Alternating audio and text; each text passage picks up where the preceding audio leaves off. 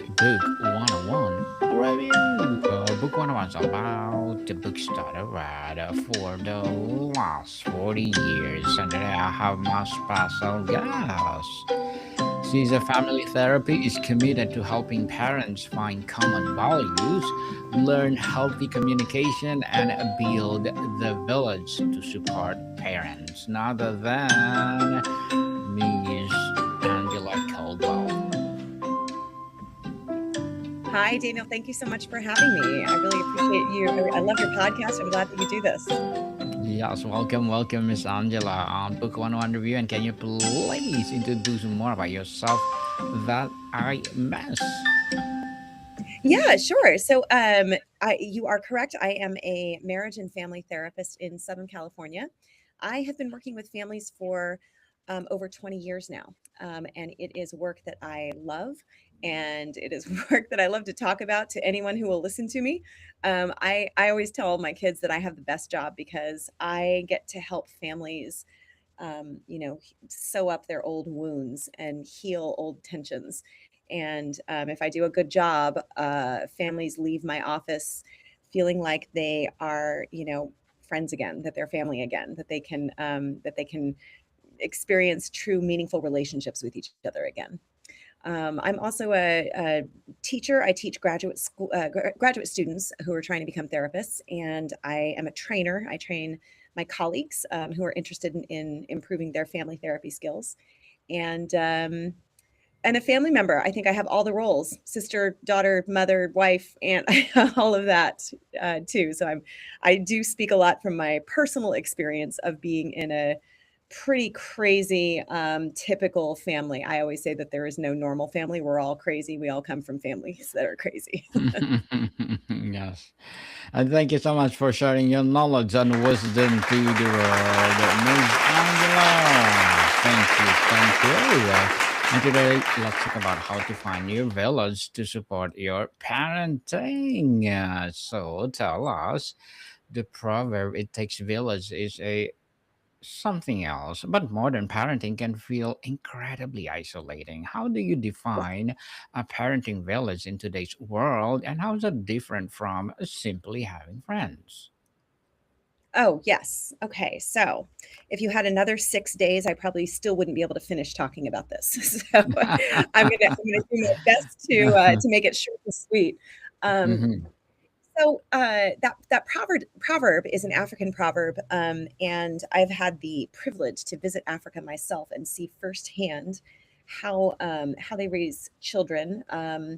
I also grew up on the border. I grew up in El Paso, Texas, so I come from a border culture that is where I was pretty immersed in Mexican culture, and I take a lot of my wisdom and knowledge from the Mexican culture and how they raise kids, and I see similarities between what I witnessed when I was in Africa and that proverb. I see it really lived out in Mexican culture, and I don't see it lived out in American culture.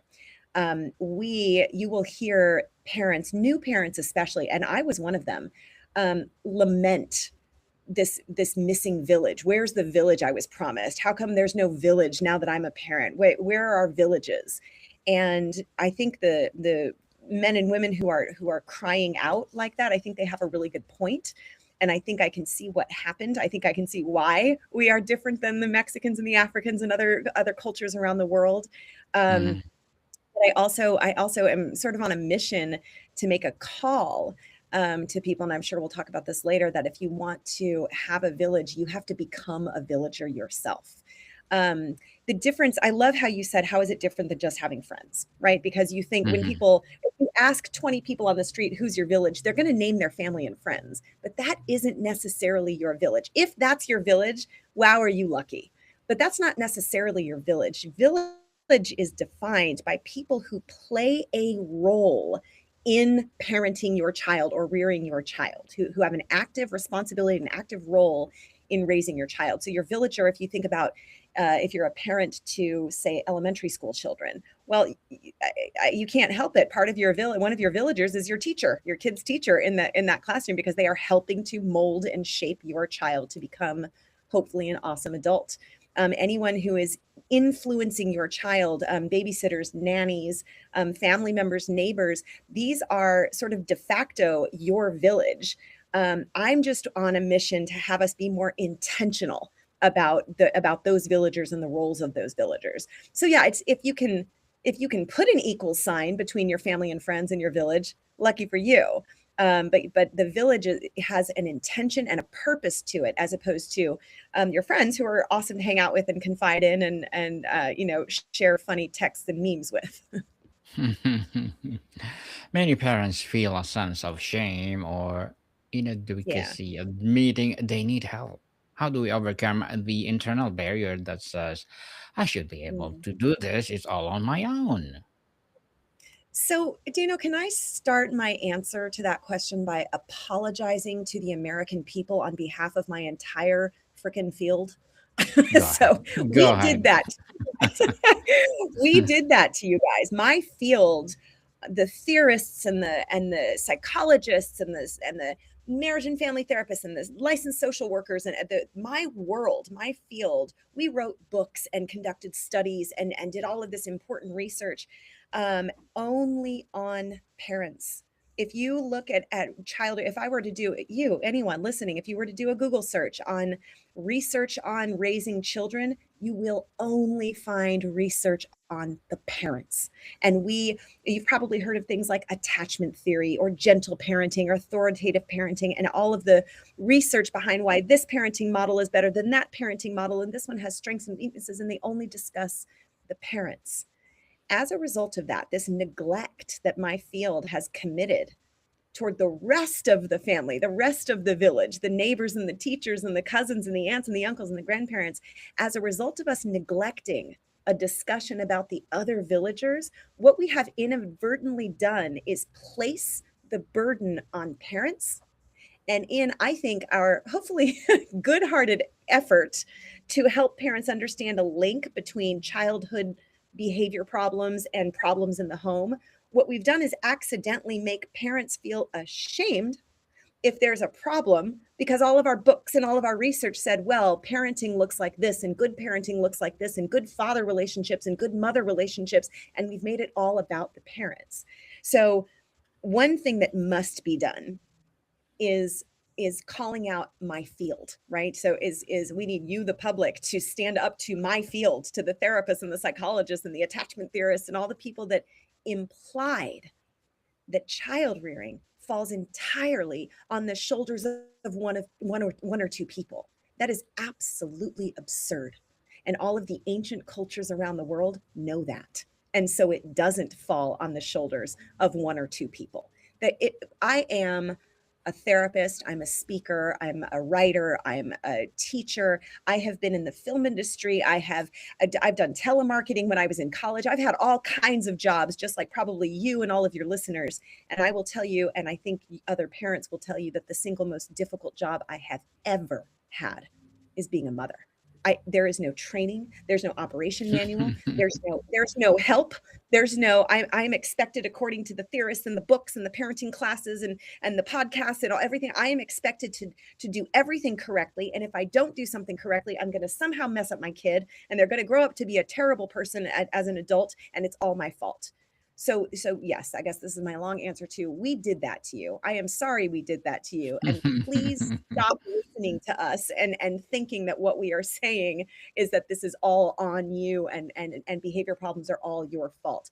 On the contrary, start taking in the wisdom of the worldly cultures around us, the Mediterranean cultures, the Asian cultures, the South American cultures, the African cultures that probably think that way of parenting is pretty stupid. And let's take a page out of their book. What they're doing is depending on, and I really want your listeners to hear this word depending. They are depending on their other family members, their next door neighbors, their teachers, their community members, their villagers to help them rear this child. Very well said, Miss Angela. Very well said. And is a village a luxury or a necessity to sustainable, joyful parenting? Why is it proactively building one a sign or a strength not weakness? What a great question. Um, Thank you. I have heard that before. I had a client push back against me when I was going off on one of my soapbox speeches, which I should not be doing in therapy. And she called the village a luxury, and I remember we had a really fascinating, very fruitful discussion about it. Um, I would have to say I pretty strongly disagree with that notion. Having a village is a necessity, and your ability to rely on your villagers is a strength. And if you'll let me for a second, I want to go off a little bit on this concept of burden. Most of us, and again, this is coming from a good place, but most of us hate the idea of being a burden on someone else. In fact, it's part of our vernacular. We burdensome is a four-letter word in our culture. We hate the idea of I have a lot of neighbors that use this word, dumping our kids on a neighbor or dumping our kids on a sister or a brother or a parent. Um, we have this idea that relying on other people, especially for our children, which we chose to bring in the world, which are therefore our responsibility, we have this idea that asking for help, building a village, using more kind of community child rearing, we have this idea that that burdens other people. And I have this thing that I want to say about that. We humans in meaningful relationships, families, friends, we're supposed to burden each other. And I'm sorry, don't look now, but you're already a burden to someone close to you. And that someone close to you is already a burden to you. I say this thing, and Daniel, it's going to suck all the romance out of marriage. And I hate to do it. But when we stand up there and we say, I do, and we commit our lives to each other, yes, it's out of love, hopefully. And yes, there's some happiness and joy and all of that. But the other side of it that we don't really talk about is we are also shaking hands and making a business deal. We are also saying to each other, I accept the burden of you. When you're sick, I don't want to, but I'm going to take care of you. When you're injured, it's not fun, but I'm going to take care of you. When you're feeling weak, when you're going through a tragedy, when you're not well, you're going to lean on me. And in exchange, I expect you to accept my burden on you. When I am sick, when I am injured, when I'm not well, when I'm sad, when I'm going through it, when I get laid off, when I'm down, when I'm not well, when I'm not my 100%, I hope I can burden you too. And so the sort of the backside of marriage, the front side is love and flowers and doves and running off into the meadow with the rainbows. The other side of it is a transactional agreement where we're saying it's too hard to do life by myself. So I'd like to go ahead and be able to burden you with me, and vice versa. I also point out this example of children. Those of us who have been blessed with children and have the privilege of raising children, um, we are happily, usually, accepting that burden. Children, by definition, are a burden, but it's a burden that we want. It's a burden that we choose. It makes us happy to nurture those children and to work hard and to stay up late studying multiplication tables and to look all over the house for the missing stuffy, and it's a pain, and we all like to complain to each other about it, but deep down we are honored by that burden. I have a third example, and it's happening to us right now. I know lots of families go through this. We have an ailing parent. My father-in-law is not doing well, and I had this thought where we're in the process of moving him into an assisted living, and trying to figure out how to be there for him as much as possible, and trying to figure out how to help pay for it, and all the things that millions of families go through. And I had this thought the other day about funerals. And you know how sometimes in funerals there's this, a lot of funerals will have pallbearers, and they're the Hmm. usually men, sometimes women, that carry the coffin. I was thinking about this because that's an example of a literal burden, an actual, but like a heavy box with a heavy body in it. And when you are asked to be a pallbearer at someone's funeral, people are tearfully honored. They say yes so willingly. They say, I will happily bear that burden. And I feel that way about my father in law, who's the most wonderful man on this planet. You should have him on your podcast, not me. He's the most wonderful human in the world. And I happily accept his burden. I happily accept his burden because it makes me feel happy that I can do something to show him how much I appreciate him and how I want him to enter the evening of his life with all the best care that I can figure out for him, that we, his family, can figure out for him. So, all of that, I know, long-winded answer.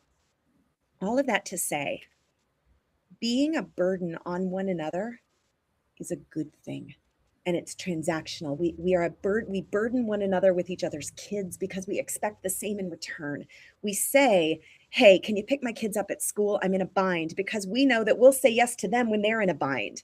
We accept each other's burden because that knits the fabric of our community so much tighter. It makes us reliant on each other and then dependable to one another. In my opinion, it raises our responsibility to each other in this very cool, moral, ethical, wonderful way. Miss Angela, as a family therapist, what are your short term and long term goals? Oh, let's see. My short term goals would be to get my calendar together once and for all. um, a short term goal as a family therapist. I specialize in my practice. I work with a group of therapists, and we have the Caldwell Family Institute. We specialize. We work with all kinds of families, but our expertise is in high conflict families. Um, I am really wanting this year. Is that short term enough? This year, I'm really wanting to see if I can spread the message to my high conflict families, um, that the children are watching, and that your behavior as adults toward one another, they can hear you, they can read you. If you think you're being secretive, you are a fool. It's coming out of your pores. Your children are watching every move you make. I want to see if I can get that message across to not just the families that I work with, but a lot of the families that are going, yes, through tremendous conflict and turmoil, and all kinds of really ugly stuff like abuse and neglect and domestic violence and ugly stuff like that. And I want to see if I can put a message loud and clear out there that even in your worst times, the children are watching. It's easy to be well behaved when it's easy. It's hard to do it when it's hard. And do it then. Be well behaved when it's hard to be well behaved. So I guess it's my short term goal is get that message out there any way I can think of. That your podcast is number one. um, Good my luck. long term is, I guess long term I have sort of a combination short term and long term. I've got a book coming out, hopefully Hmm. this real soon, that is about this concept, this idea of how villagers can show up and be better at child rearing, even if they're not the ones who are the parents. Um, long term, I have this goal that I can use these books to reach more families than I can reach when I'm just sitting one on one. As a therapist, I'm just, it's just me and one family. And I can see someone at 4 o'clock, and I can see someone at 5 o'clock, but then I only see, six families that day or something like that. I'd love to reach way more than that. And I'm finding throughout my career that I keep saying the same stuff over and over and over again. So let me put it in a book and see if I can reach more families with these ideas that I have about how we can be better to each other, how we can more humbly and honorably accept each other's burden and show up as a better village. A better village for sure. And good luck to your goals, Miss Angela. I'm looking forward for more success.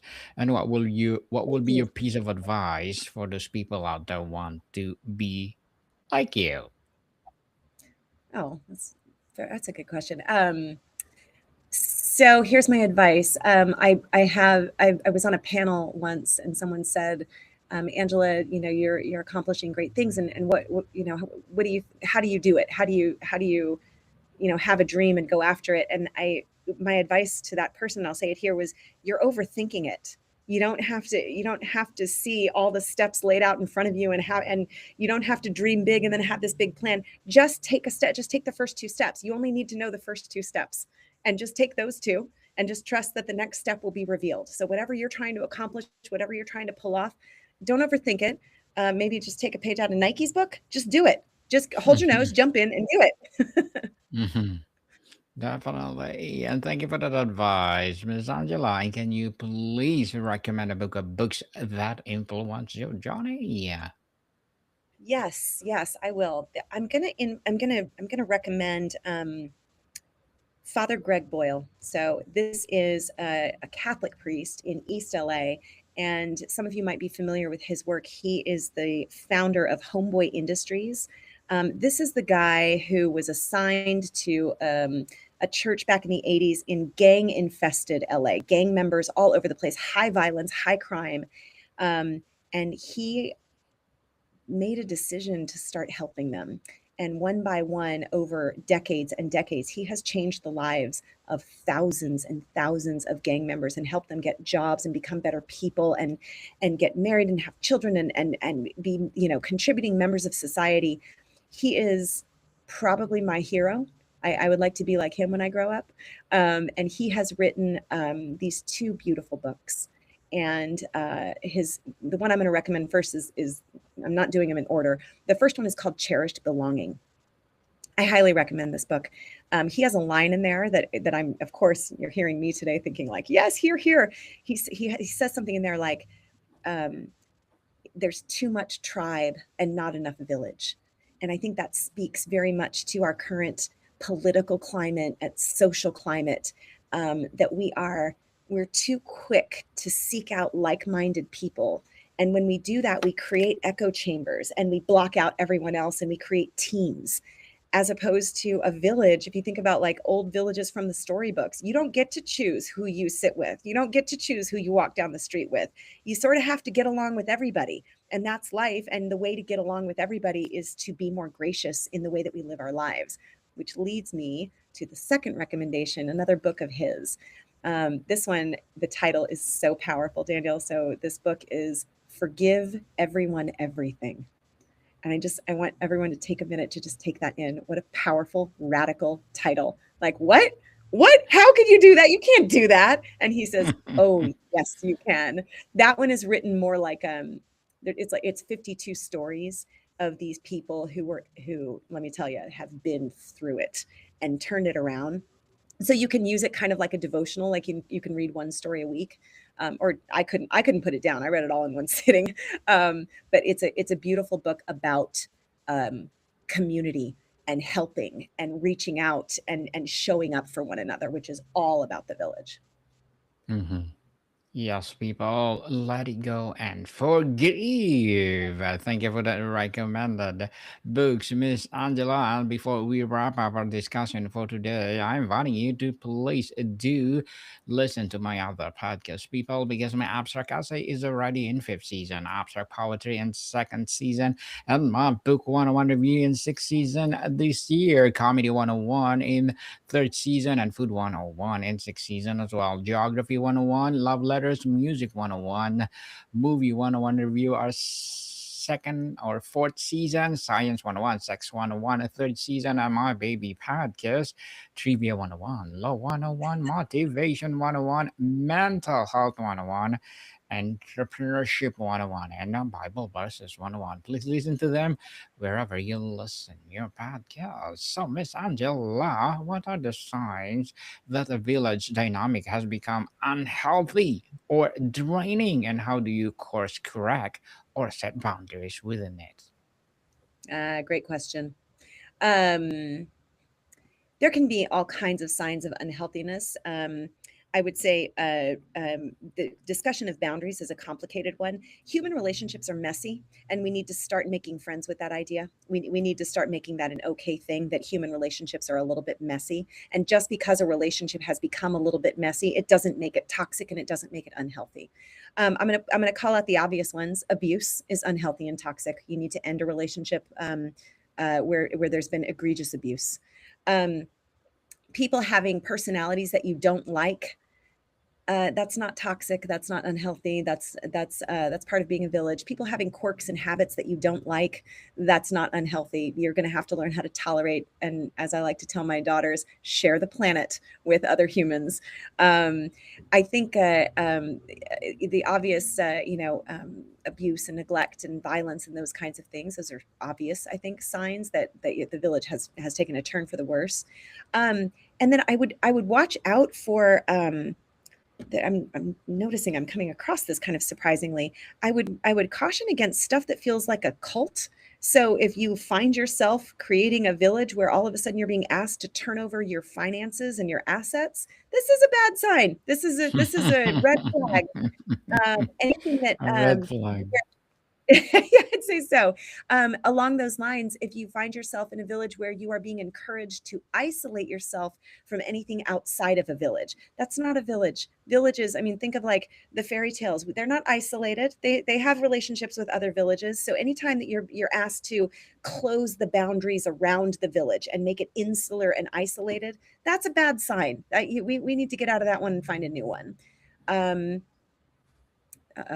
I'm now coming up with 30 other examples. So let me pick one. I would say villages where there isn't a reverence for independent thought. So being in a village does not mean that we all agree. And so if you find yourself being pressured to think the way that the village is thinking, or if you're noticing that everyone thinks the same way and talks the same way, and there isn't healthy disagreement and healthy debate, that's a bad sign. You want to hear diverse opinions. You want there to be debate, even sometimes arguing, guys. Sometimes fighting is okay. That's not a sign of unhealth. That's actually kind of healthy when we are very passionate about our disagreement. Don't get violent, but I think arguments and debates, that's actually a sign of a healthy village.